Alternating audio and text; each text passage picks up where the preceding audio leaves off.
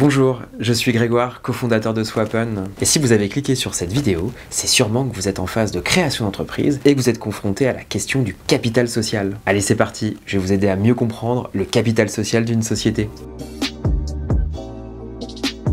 Pour commencer, qu'est-ce que le capital social? Le capital social, c'est l'apport que versent les associés ou actionnaires dans une société afin d'obtenir en retour des actions ou des parts sociales selon le statut juridique. Cet apport en capital peut se décomposer sous deux formes. Soit un apport en numéraire, qui correspond à un apport monétaire que vous faites à la société, un virement en euros tout simplement. Au minimum, vous pouvez déposer 1 euro. Mais il est recommandé d'apporter plus pour rendre le projet crédible aux yeux des tiers. En général, on parle de 500 ou 1000 euros de capital. Soit un apport en nature, c'est-à-dire un bien matériel comme un véhicule ou une machine qui sera apporté à l'entreprise. Ce bien apporté sera valorisé par le créateur et fera partie du montant du capital. Par exemple, si vous décidez de créer une SASU dans la restauration rapide et que vous apportez 2000 euros en numéraire et 1000 euros de matériel, vous aurez une société avec 3000 euros de capital social. Mais attention, l'apport en nature est réglementé. Si votre apport en nature dépasse 30 000 euros ou qu'il représente plus de 50% du capital social, vous devrez faire appel à un commissaire aux apports qui attestera de la valeur du bien. Reprenons notre précédent exemple. Vous souhaitez toujours créer une SASU dans la restauration rapide, mais cette fois-ci vous apportez 2000 euros en numéraire et 3000 euros de matériel de cuisine.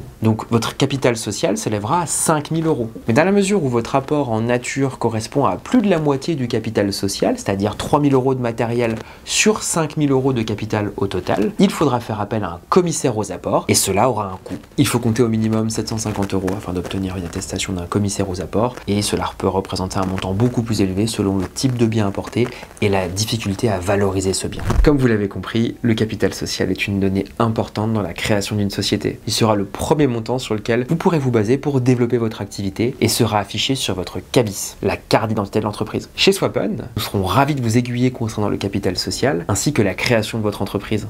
D'ailleurs, nous aidons nos créateurs à déposer leur capital avec notre notaire partenaire. C'est simple et gratuit. Merci d'avoir pris le temps de m'écouter. À très bientôt sur Swappen.